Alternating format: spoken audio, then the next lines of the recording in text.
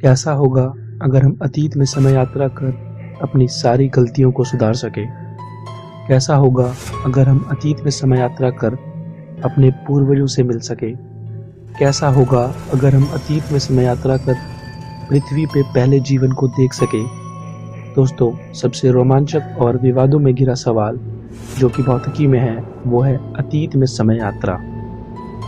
आज के इस एपिसोड में हम अतीत में समय यात्रा से जुड़ी कुछ रोमांचक बातें जानेंगे, उदाहरण और थॉट एक्सपेरिमेंट के जरिए। अंतरिक्ष, समय और खुद ये जीवन, जानिए ब्रह्मांड के राज। फिजिक्स टीवी इंडिया के साथ। हाय दोस्तों, मैं हूं सौरभ और आप देख रहे हैं फिजिक्स टीवी इंडिया। स्वागत है आपका एक और नए एपिसोड में। दोस्तों, हमने पिछले एपिसोड में जाना था भविष्य में समय यात्रा से जुड़ी कुछ रोमांचक बातें।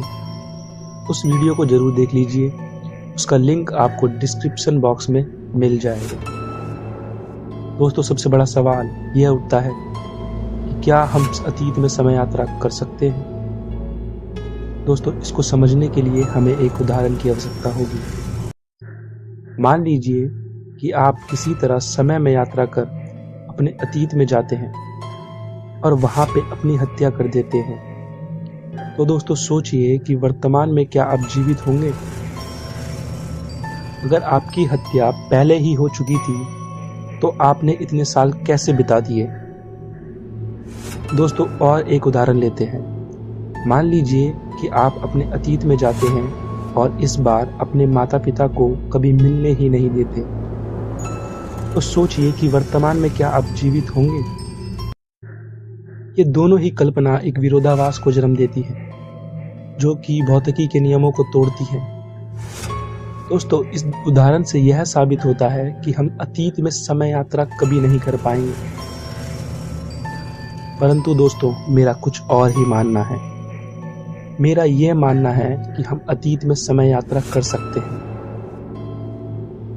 मेरा जो भी मानना है वो समय यात्रा के अध्ययन से और मेरी कल्पना या केवल थॉट एक्सपेरिमेंट के आधार पर है। मैं यह नहीं कहता कि यह 100% सत्य है।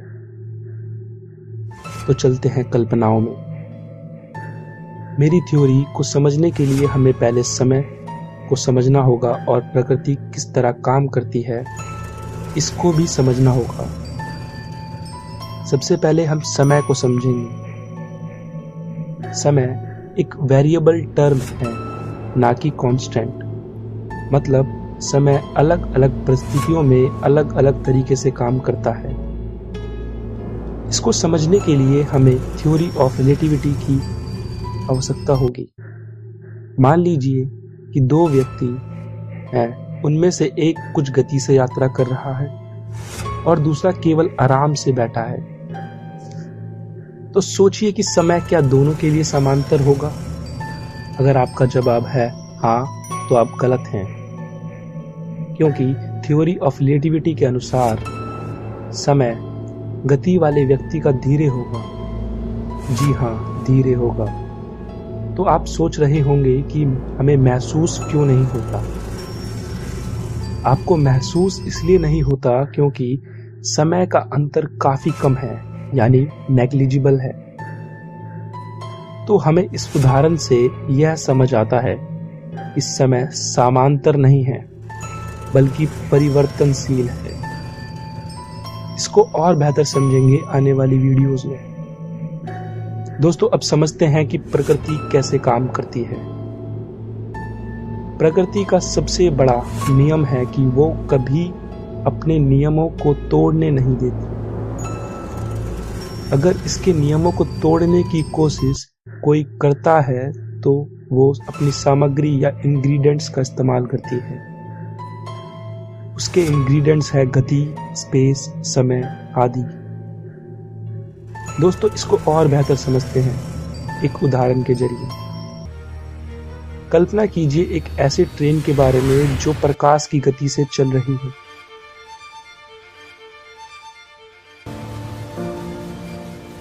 मान लीजिए ट्रेन में सवार एक बच्ची जो कि ट्रेन की गति की दिशा में चलने का प्रयास करती है।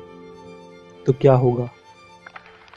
भौतिकी के अनुसार उसकी गति ट्रेन की गति से ज्यादा होगी, जिसे हम रिलेटिव मोशन भी कहते हैं। अगर ऐसा होगा तो स्पीड ऑफ लाइट यानी प्रकाश की गति अधिकतम गति नहीं होगी। तो क्या स्पीड ऑफ लाइट टूट जाएगी? इसका जवाब है नहीं। प्रकृति कभी भी ऐसा नहीं होने देगी। अब वो अपने इंग्रेडिएंट्स का इस्तेमाल करेगी और वो इंग्रेडिएंट्स है समय। अभी अभी हमने जाना कि समय प्रगतिशील है। जैसे जैसे गति बढ़ेगी वैसे वैसे समय धीरे होता जाएगा। तो होगा यूं कि उस बच्ची का समय इतना धीरे हो जाएगा कि वो आगे बढ़ ही नहीं पाएगी और स्पीड ऑफ लिमिट भी नहीं टूटेगी। तो इस उदाहरण से यह साबित होता है कि प्रकृति कभी भी अपने नियमों को तोड़ने नहीं देती। इसलिए इस उदाहरण के आधार पर मेरा यह मानना है कि अगर हम अपने अतीत में जाते हैं और वहां बंदूक से अपनी हत्या करने का प्रयास करते हैं, तो समय यानी टाइम प्रकृति के नियमों को टूटने नहीं देगा और वो कुछ ऐसा करेगा कि बंदूक से निकली गोली कभी हमारी हत्या ही नहीं कर पाएगी, या हम कभी अपने माता पिता को मिलने से रोक ही नहीं पाएंगे। या फिर हम ये भी कह सकते हैं कि हम अपने अतीत में तो जा सकते हैं परंतु वहां कुछ बदल नहीं सकते। यानी अतीत में समय यात्रा करना एक सिनेमा में मूवी देखने जैसा होगा।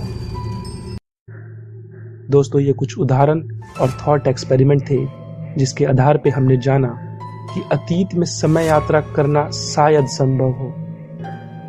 दोस्तों, आज के एपिसोड में इतना ही।